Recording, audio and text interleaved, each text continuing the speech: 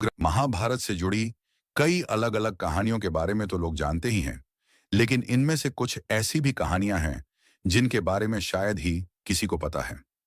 महाभारत में ऐसे अनेकों प्रमुख पात्र थे जिनकी इसमें विशेष भूमिका रही थी, जिसमें से सबसे प्रमुख पात्र थे श्री कृष्ण। शायद ही कोई जानता होगा कि महाभारत में भगवान शंकर की महत्वपूर्ण भूमिका रही है। आइए जानते हैं भोलेनाथ और पांडवों से जुड़ी ये रहस्यमयी कथा। महाभारत युद्ध के बाद पांडवों के पुत्रों का अश्वत्थामा ने वध कर दिया था, लेकिन इसके बाद किसने क्या कदम उठाया, इसके बारे में शायद कोई नहीं जानता होगा। इस पूरी घटना के बाद की संपूर्ण कहानी भविष्य पुराण में लिखी गई है। भविष्य पुराण के मुताबिक पांडवों के वध के लिए अश्वत्थामा, कृतवर्मा और कृपाचार्य रात के समय पांडवों के आवास पर गए थे। तीनों ने मिलकर भगवान शिव की आराधना करके उनसे पांडवों के आवास में प्रवेश पाने की आज्ञा ले ली। आज्ञा मिलने के बाद तीनों ने मिलकर भगवान शिव की मंशा समझकर उनसे लोहा लेने का मन बना लिया।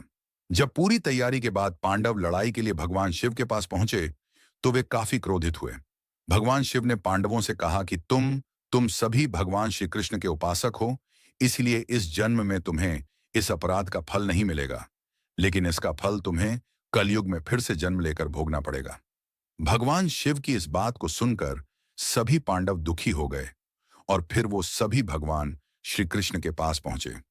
उन्होंने श्री कृष्ण से अपनी सारी व्यथा बताई। तब श्री कृष्ण ने उन्हें बताया कि कौन सा पांडव कलयुग में कहां और किसके घर जन्म लेगा। भविष्य पुराण के अनुसार श्री कृष्ण ने बताया था कि कलयुग में अर्जुन का जन्म परिमालिक नाम के महोबा के राजा के यहां होगा और वो ब्रह्मानंद नाम से विख्यात होंगे। महाराज पांडु परमालिक के रूप में होगा। श्री कृष्ण ने बताया था कि कलयुग में युधिष्ठिर देशराज नाम के परमालिक के सामंत के पुत्र बनेंगे और कलयुग में उनका नाम आल्हा रखा जाएगा। भगवान श्री कृष्ण ने भीम के बताया कि उनका जन्म कलयुग में वत्सराज नामक सामंत के पुत्र के रूप में मलखान नाम से होगा और सिरसा नाम के राज्य के राजा बनेंगे। श्री कृष्ण ने नकुल से कहा कि कल युग में उनका जन्म कान्यकुब्ज के राजा रतिभानु के यहाँ पर जन्म लेंगे और उन्हें लक्षण अर्थात लाखन के नाम से जाना जाएगा। भविष्य पुराण के अनुसार श्री कृष्ण ने बताया कि कल युग में सहदेव महोबा में एक ब्राह्मण के पुत्र के रूप में ढेबा नाम से जन्म लेंगे। श्री कृष्ण ने दुर्योधन को उनके जन्म में बताते हुए कहा कि अजमेर में पृथ्वीराज के रूप में होगा और द्रौपदी उनकी पुत्री के रूप में जन्म लेंगी और उनका नाम होगा वेला। भविष्य पुराण के अनुसार कलयुग में महादानी कर्ण का जन्म देशराज के पुत्र धांधु नाम के रूप में होगा, जो बाद में पृथ्वीराज के पक्ष में चला जाएगा। दुशासन का जन्म पृथ्वीराज के पुत्र ताहर के रूप में होगा। कुंती का जन्म मल्हना के नाम से होगा, जो उरई के राजा की पुत्री तथा परमालिक की पत्नी के रूप में होगा। द्रोणाचार्य का चौड़ा ब्राह्मण के रूप में होगा, जो पृथ्वीराज का सेनापति होगा। विराट नरेश का जन्म कन्नौज के राजा जयचंद के रूप में होगा।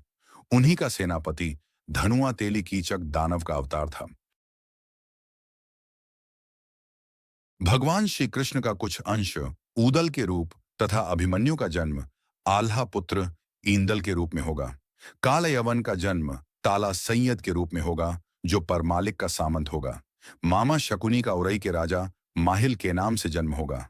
विशेष इस प्रकार सभी महाभारत के महारथी कलयुग में जन्म लेकर पूर्ण जन्म धारण कर युद्ध रथ रहेंगे।